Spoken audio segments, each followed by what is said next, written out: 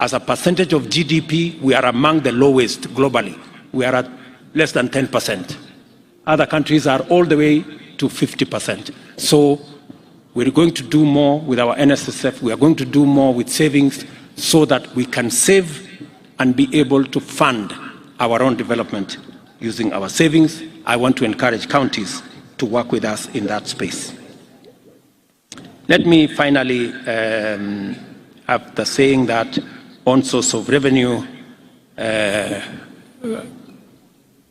and doing everything that we are going to do.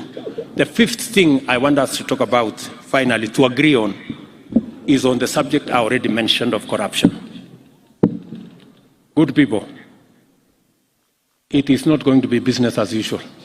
I want to say this with clarity. It is not going to be business as usual. It cannot be the case that we lose revenue, that we cannot deliver public service because a few people decided to go away with public money. It's not going to happen. It's not going to be business as usual.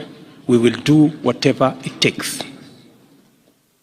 Whoever it is, whatever office you occupy, whatever friends you have, it will not be business as usual. I want to say that with clarity because I know in here we have very senior officials of both county and national government, so that when whatever happens, happens, let nobody say, I wasn't given notice. Everybody has notice. Those are the 5 things I wanted us to agree on. Let me finally say that on the subject of debt, I have made myself very clear. We're going to do more saving. We are going to raise local revenue. We are going to raise own source of revenue in counties, and we are going to stop corruption so that we have the money to run our show. I said also that we are not going to be importing things left, right, or center. That's why in this year's budget, cement, steel, furniture, fish, we are going to build local capacities for those. We are not going to be importing. And as I have said, it cannot be the case that every other time we think, we are thinking of how to import more. Let me finally say, as I said, we are not going to subsidize consumption.